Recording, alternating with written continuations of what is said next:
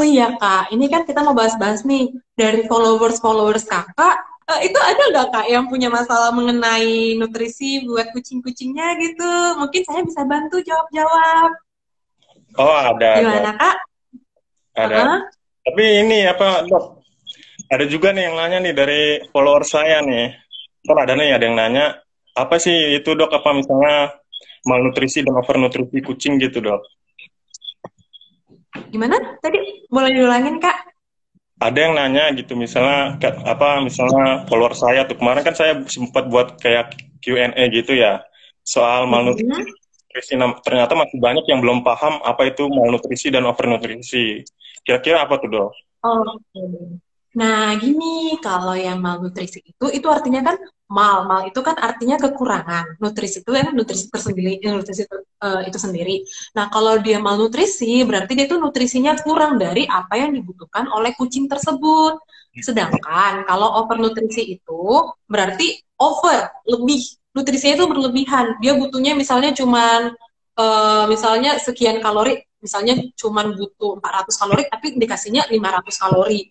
Itu berarti dia berlebihan. Jadi kalau misalnya dia kurang, berarti bisa nanti kelihatannya itu kurus, anoreksia, kurus banget gitu, nggak sehat, kulitnya kusam, rambut-rambutnya itu kayak kusam-kusam gitu, kayak kering-kering.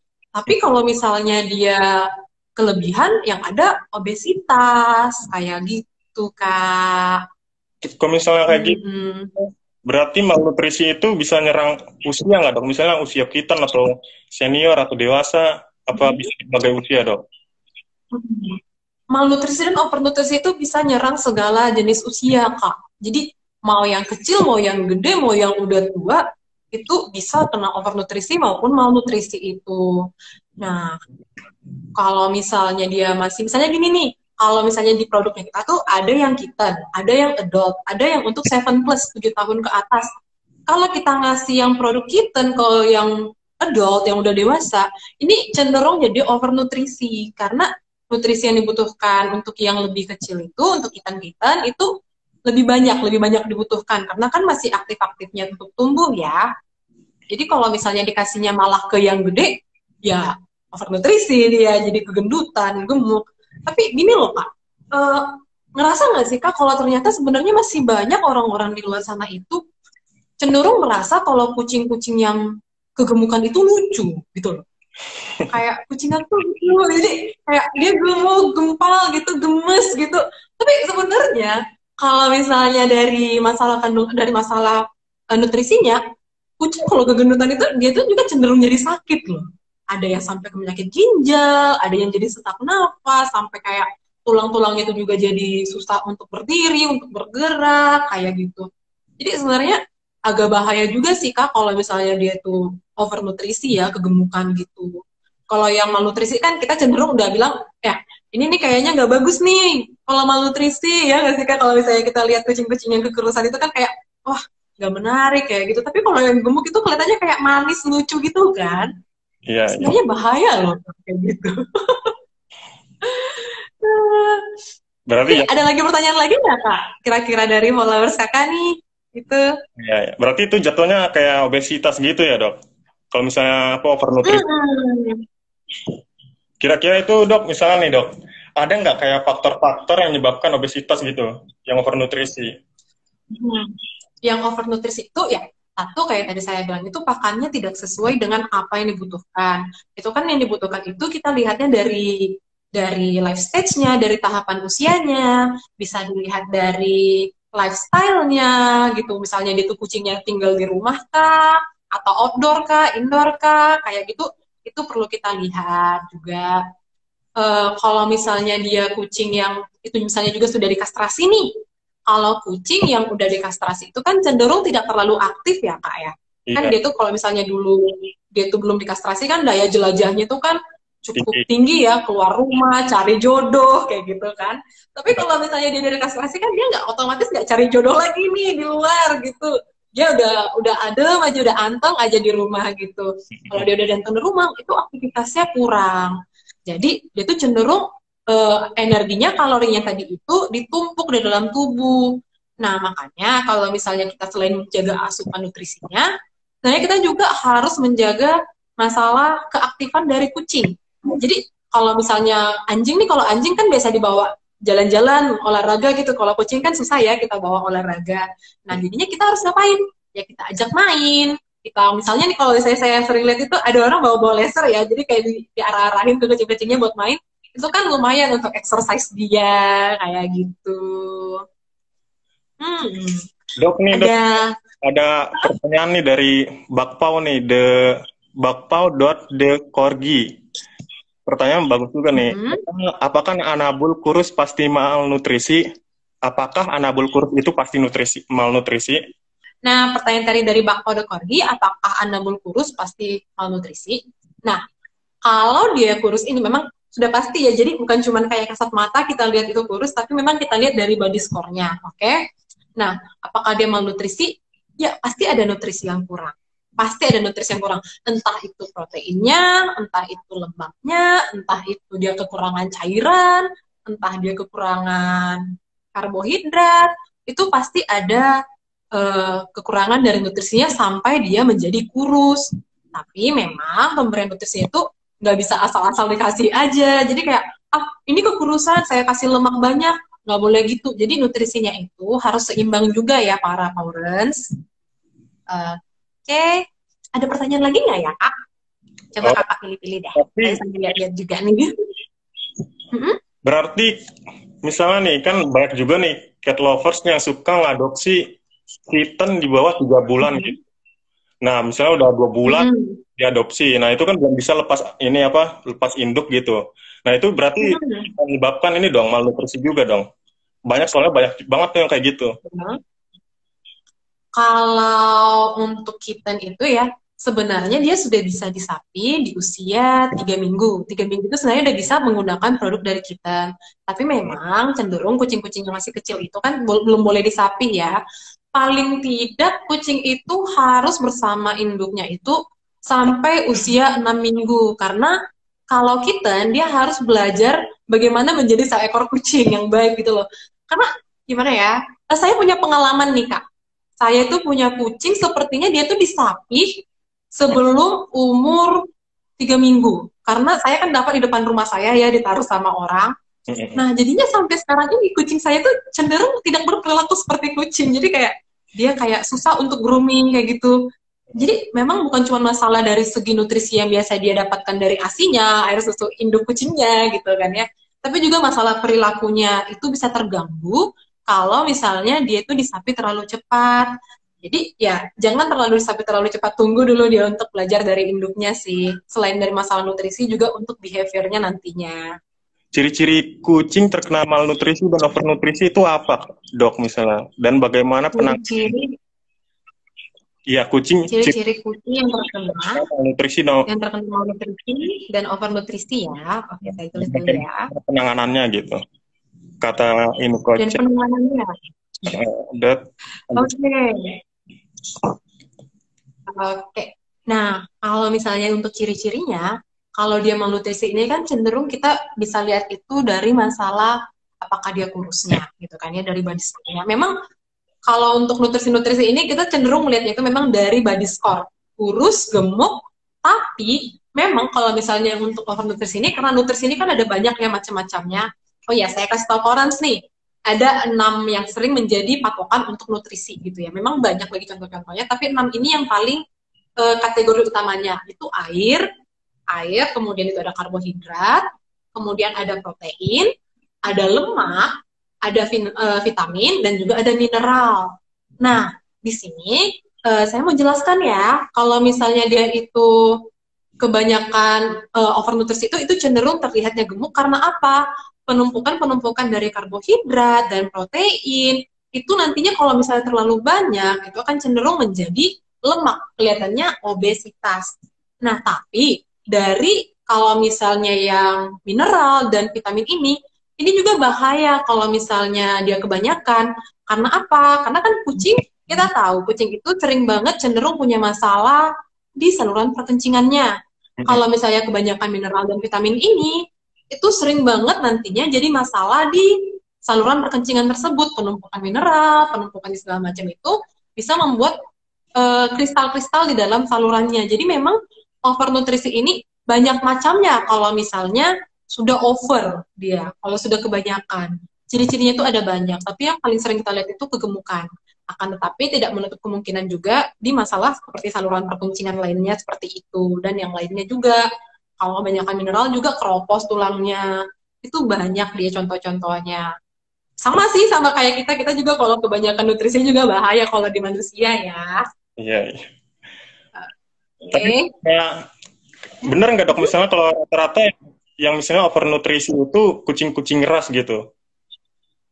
Apa emang beberapa kucing Sebenarnya kan enggak sih, sebenarnya enggak masalah dari ras mana aja gitu, enggak masalah. Sebenarnya itu mau yang kucing domestic short hair, mau kucing Persia, kucing Maine Coon, itu kan mereka punya berat badannya tersendiri dan mereka punya asupan nutrisinya sendiri. Jadi sebenarnya ini sebenarnya sama aja kemungkinan-kemungkinan terjadi masalah itu. Akan tetapi kadang kan mungkin dia tuh terbiasa untuk kucing yang badannya domestic short hair yang cenderung lebih kecil, tiba-tiba dia pelihara misalnya yang uh, Maine Coon yang agak gede badannya kayak gitu. Nah, itu kan mungkin karena terbiasanya pelihara yang ini, tiba-tiba berhenti jadi pelihara yang mas lain, yang berat badannya berbeda, mungkin para pet parents-nya itu cara ngasihnya itu berbeda. Kayak misalnya disamain, padahal kebutuhannya udah berbeda sesuai dengan berat badannya. Jadi berat badan dari para kucing kita ini, para anabul-anabul kita ini, itu sangat erat kaitannya dengan memilih nutrisinya, berapa banyak yang dibutuhkan, kayak gitu Kak Oscar. berarti dok misalnya bener nggak nih? Beberapa kan kadang beberapa pet lovers kan ada yang kreatif tuh suka kombinasiin beberapa makanan kucing. Nah itu kira-kira bener nggak? Atau misalnya kira-kira ada nggak dok makanan kucing atau punya nutrisi yang seimbang gitu? Atau produk yang punya nutrisi seimbang? Produk kita, produk kita jelas nutrisinya sudah seimbang, itu memang sudah diatur untuk bisa menyeimbangi. Nah, misalnya nih, para polos ini kreatif nih, kayak kata Kak Oscar tadi, dikombinasiin makanan yang udah ada, misalnya dipakai kayak science diet yang dry foodnya kita, terus ditambahin sama raw food, atau misalnya kayak ikan-ikan yang direbus sama segala macam. Itu efektif atau enggak? Kalau saya bilang itu kurang efektif. Kalau saya bilang itu kurang efektif karena apa? Karena yang tadi yang dry food ini itu kan sudah seimbang nih. Kalau ditambahin lagi yang lainnya, malahan nanti jadi over dong. Jadi over nutrisi dong nantinya. Kita punya sih untuk itu, kita bisa kombinasiin dengan yang wet food. Karena sama nih, misalnya produk Hills yang dry food, itu kan nutrisinya sudah seimbang. Terus, untuk nutrisi yang wet food itu, dia juga seimbang. Tapi nanti kita bagi dua, setengah dari porsi yang seharusnya untuk yang dry food, dan setengah untuk porsinya satu kali makan yang wet food, itu bisa dicampur, diaduk, itu nutrisinya kami jamin seimbang. Karena dia satu jenis untuk nutrisinya, jadi kayak sama, jadi seimbang, emang balance. Kalau dari kita memang selalu sarankan untuk para customer kita, para user kita, para audience itu harus seimbang. Kalau nggak seimbang itu bahaya. Bahaya banget buat anabul-anabul kita kalau ngasih yang tidak seimbang. Kayak gitu, Kak Oscar. Jadi kalau misalnya nih kayak malnutrisi itu termasuk apa manajemen pakan yang salah gitu ya? Kita ngasih makan nutrisinya yang kurang gitu, semacam kayak gitu ya dok? Kalau misalnya malnutrisi itu memang kesalahan dari manajemen pakan dan juga pemilihan pakannya juga sih. Kalau misalnya dia udah malnutrisi ya memang harus segera cepat-cepat dikasih nutrisi yang baik, diperbaiki manajemen pakannya. Kayak gitu, kalau nggak bahaya buat anabulnya. Hmm. Ya dok nih misalnya ada nih pertanyaan dari Yuliani_Wardoyo. Apakah jika anabul sedang bosan dengan makanan kering, boleh dikasih daging ayam atau daging rebus? Atau mau makan lagi gitu? Apa sih nih? Apakah jika anabul sedang bosan dengan makanan keringnya, boleh nggak dikasih daging ayam atau ikan rebus untuk memancing nafsu makan gitu? Nah, halo Bu Yuliani, ketemu lagi ya kita di live yang ini ya. Sebelumnya saya ingat Bu Yuliani juga sempat nanya-nanya di beberapa live kita ya. Nah, kalau yang untuk dicampur itu kan, tadi kayak yang saya jelasin nih, kalau misalnya dicampur itu kurang efektif kalau dicampurkan dengan raw food. Kalau untuk alternatifnya itu bisa menggunakan wet food, karena sudah terjamin untuk keseimbangan, balansitas dari nutrisinya sendiri. Kalau dari saya, dari kami, memang caranya untuk alternatif itu memang dicampur dengan whey food itu sendiri, Bu. Gitu, Bu. Kalau misalnya dicampur dengan ayam, ikan rebus, kayaknya untuk nutrisinya kita kurang tahu berapa takaran pastinya, kan. Gitu. Cukup nggak ya? Buat Bu Yuliani.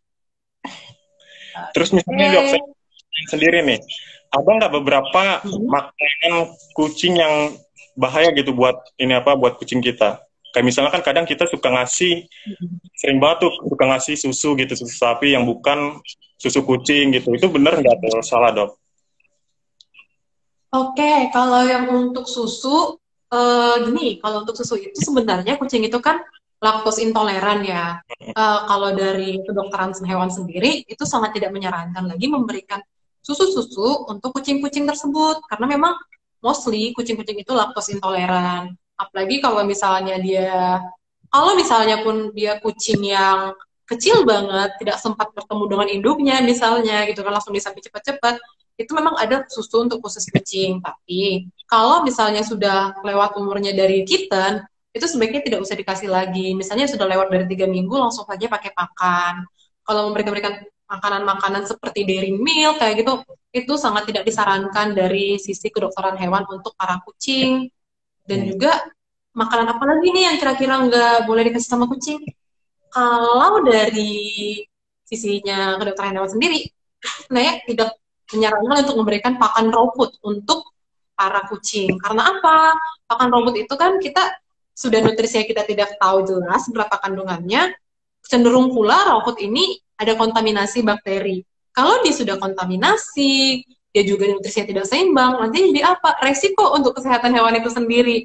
Jadi sebenarnya sangat tidak disarankan untuk memberikan makanan raw food. Raw food itu apa? Daging-daging yang masih belum diolah, yang masih belum dimasak, kayak itu segala macam, atau misalnya telur-teluran, itu sebenarnya tidak disarankan karena cenderung mempunyai kontaminasi bakteri. Itu dia berbahaya sih, Kak, kalau misalnya dikasih kayak begitu. Bagaimana? Ini ada dari sepasang kucing. Bagaimana cara memberikan nutrisi yang seimbang bagi seekor kucing dan bagaimana cara menghitung nutrisinya agar seimbang.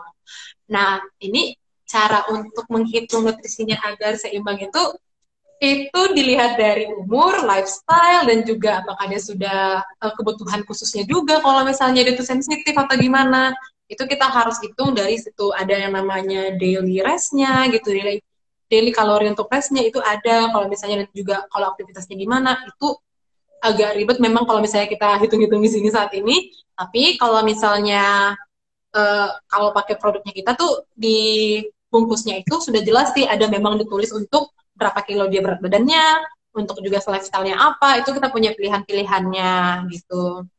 Kak, kalau kucing belekan itu kenapa ya? Bawa ke dokter dulu. Macam-macam alasannya kalau kucing belekan. Dok, misalnya nih, kayak misalnya distempers gitu dok, itu juga termasuk pengaruh nutrisi nggak sih itu dok? Soalnya kucing saya juga pernah tuh kena distempers. Oke, distemper ya. Kalau distemper ini kan itu penyakit untuk anjing ya. Tapi mungkin kucingnya kakak ada kejang-kejang kayak gitu ya? Iya, iya. Atau gimana? Iya, ada Ya, kejang-kejang. kejang-kejang. Nah, kalau masalah yang kejang-kejang itu lebih ke masalah saraf ya mungkin. Kalau yang itu dia banyak untuk alasan-alasannya. Kalau gitu saya nggak bisa jawab karena memang itu harus diperiksa langsung untuk mengetahui penyebabnya. Tapi memang kalau dia kekurangan asupan karbohidrat, kekurangan asupan gula nantinya, itu cenderung untuk membuat otot juga jadi kejang-kejang. Gitu, Kak. Jadi nggak cuma untuk hewan, sebenarnya untuk manusia juga kalau kita kekurangan gula kita bisa jadi kejang-kejang loh. Itu nggak cuma untuk hewan doang. Ada nih dok, sepasang kucing dari sepasang kucing. Dok, kan jawaban dari dokter tadi, apakah dengan menggunakan pakan yang sudah sesuai nutrisinya akan menjamin seekor kucing tercukupi kebutuhan nutrisinya? Iya. Jawaban saya iya. Kalau memang dia sudah dikasih nutrisinya sesuai, itu pasti terjamin nutrisinya. Tapi pastikan itu produk itu benar-benar benar-benar sudah dibaca labelnya berapa nutrisinya sekian. Jadi kalau misalnya dari saya sendiri, pastikan membelikan produk yang memang sudah terjamin, sudah terlisensi, agar memang kita sudah pasti untuk tahu apakah itu mencukupi atau enggak. Gitu. Dan juga dipastikan kalau untuk produk dari kucing itu kalau untuk proteinnya itu butuhnya dari taurin. Jadi kalau misalnya dia tidak menggunakan taurin ya bakal bahaya buat para kucing gitu. Ada taurin untuk energinya. Rani Cats Family, Kak, kucing dikasih makan kuning telur mentah apakah boleh? Nggak boleh itu Kalau ya. boleh nggak boleh, bisa bisa. Kalau bisa bisa, karena dikasih makan kucingnya bisa aja makan. Tapi boleh nggak boleh, itu nggak boleh dikasih. Katanya kan dok Itu cenderung, mentah gitu ya. Kalau ngasih makan kucing yang iya, mentah cenderung kan ya. jangan kasih mentah. Soalnya itu cenderung kena kontaminasi bakteri. Kita aja kan bahaya ya buat manusia aja bahaya kalau makan yang mentah. Apalagi masa kita kasih sama anak kita gitu ya. Oh, saya boleh jawab ini enggak ya, Kak ya? Ini ada dari Bayi Farms. Dok, saya baru nemu kucing liar yang malnutrisi. Terus saya harus bagaimana? Harus kasih makan Hill's yang mana? Kalau ketemu kucing liar yang malnutrisi, pertama kali dilakukan itu adalah bawa ke dokter. Bawa ke dokter biar dicek dulu keadaannya. Terus nanti kalau mau kasih produk makan Hill's yang mana? Kalau misalnya dia masih kecil kasih kitten. Kalau misalnya sudah dewasa kasih yang science diet untuk yang adult. Gitu. Gampang kan ya, Kak? Tapi udah bawa ke dokter dulu. Oh, ini ada lagi nih pertanyaannya, Kak. Kucing ada masalah skin dan urinary, apakah bisa dicampur? Saran dari saya, pilih prioritas duluan. Mana yang lebih prioritas? Kalau masalah skin dan urinary, itu cenderung lebih prioritas itu urinary. Karena kan kalau urinary ini kan masalah gimana dia ngeluarin cairan dari tubuhnya. Kalau terhalang kan susah. Jadi pastikan dulu stabil yang masalah urinary-nya, bisa kembali dulu normal, baru bikin masalah yang skinnya diperbaikin kayak gitu kakak. Oh Oh ini ini Pearl Lippy dok, pertanyaan saya nggak dijawab-jawab padahal udah penasaran banget. Yang mana ya? Gimana kak Oscar, tadi sambil bilang aja tadi kakak mau nanya apa. oh ya nih dok ada yang nanya dok saya punya kucing yang matanya cacat gitu. Terus apakah kucing yang cacat membutuhkan pakan yang berbeda? Apakah kebutuhan nutrisinya berbeda? Untuk masalah cacat di bagian apa ya kira-kira ya. Tapi memang cenderung kalau misalnya lumpuh pun dia atau kakinya ada yang diamputasi kayak gitu, itu sama aja kok. Kan nanti kan bisa disesuaikan dengan berat badannya aja sebenarnya. Ini nggak masalah. Ada Hmm, nih, dok ada ini dok, apa pertanyaan dari C15. Dok, kalau kucing lagi hamil itu ada nggak dok, apa makanan yang buat ini apa namanya, buat nambahin ASI gitu, ASI kucing? Oke, kalau dia untuk yang lagi maternity, lagi hamil, itu pakai produk yang kitten. Jadi hamil, baru melahirkan, dan juga hamil, tunggu 3 in 1, produk 3 in 1. Kitten itu produknya 3 in 1, bisa untuk yang hamil, menyusui, dan juga untuk yang kitten. Oke, jadi memang kandungan-kandungan dari yang produk kitten itu bisa mencukupi untuk nutrisi-nutrisi agar si ibu itu juga bisa menyusui dengan lebih baik kayak gitu. Jadi produknya satu aja mulai dari si kucing hamil sampai anaknya nanti 1 tahun itu aja itu dia. Tapi memang setelah disapi anaknya dia tidak menyusui lagi, balik lagi ke produk yang adult kayak gitu. Itu pakai yang itu aja itu mencukupi kok untuk asinya juga dan semua kebutuhan-kebutuhan vitaminnya. Oke, saya Oke, pamit dulu. Sampai duluan waktu ya Kak Oscar ya. Bye bye. dadah.